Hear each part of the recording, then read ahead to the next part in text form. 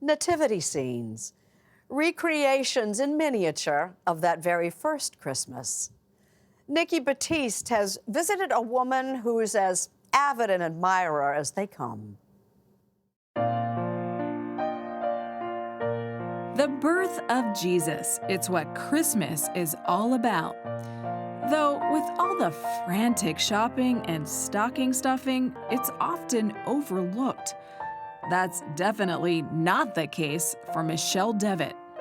How many nativity scenes are throughout your house? Well, my collection is almost 800, and that includes 800? That includes some of the jewelry that I'm wearing on my vest and the earrings. And on your back. Then if you want to see the back, there's a collection of pins. And your ears. And the ears. It was kind of like a secret.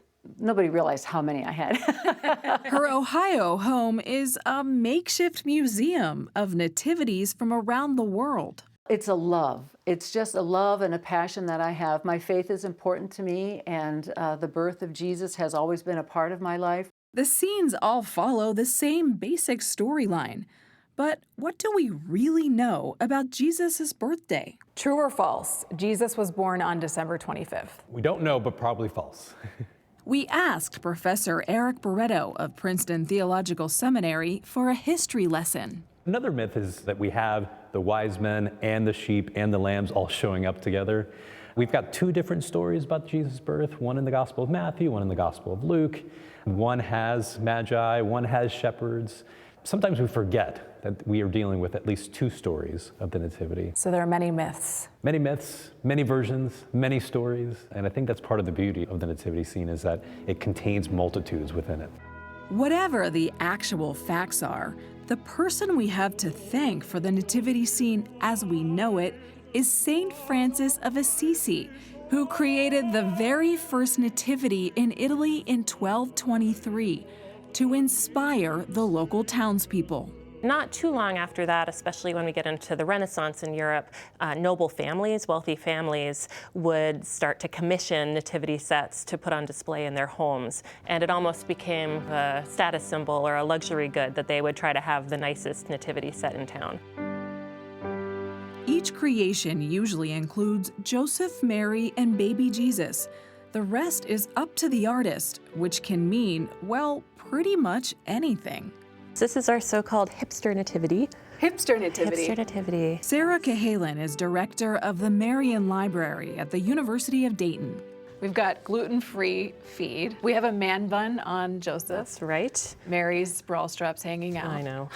Although I have to say, one interpretation of that is that she is a nursing mother. As she drinks coffee. Yeah, that's a fair point. Maybe it's decaf. Do you like the hipster scene? To be honest, it's not my favorite nativity in the collection. Since 1995, the library has presented an annual nativity exhibit. This is one of my favorite nativity sets in the collection. It is from Kenya, and it is made out of recycled soda cans. I see a cheese grater. Yep, you're absolutely right. The cheese grater is the stable in this case. Jesus is a strawberry huller. Is that what that is? Yeah, I'll be honest, I wasn't super familiar with that implement either, but that's what it is. Very imaginative. Very imaginative. Regardless of the materials, it's the message that matters.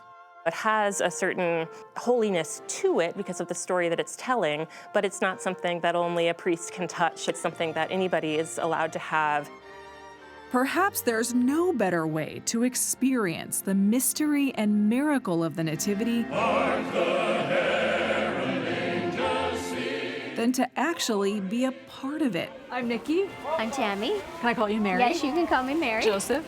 Hi. Make sure you don't have a watch showing. With over 200 volunteers, elaborate wardrobes and sets, this living nativity in Mount Laurel, New Jersey brings the Christmas spirit to life. It's exactly as the angels told us. A baby lying in a manger, wrapped in swaddling cloths. Tammy Brown has been playing Mary for more than a decade because she says it honors her faith.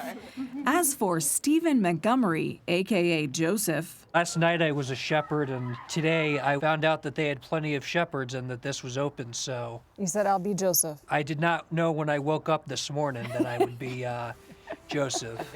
And as they braved the freezing weather hour after hour, we thought it was only fair to give them the last word. The meaning of Christmas in general can get lost. It's the reminder of what Christmas is really about. Not Christmas trees and presents. Exactly. About Yes, this young this man. is the gift.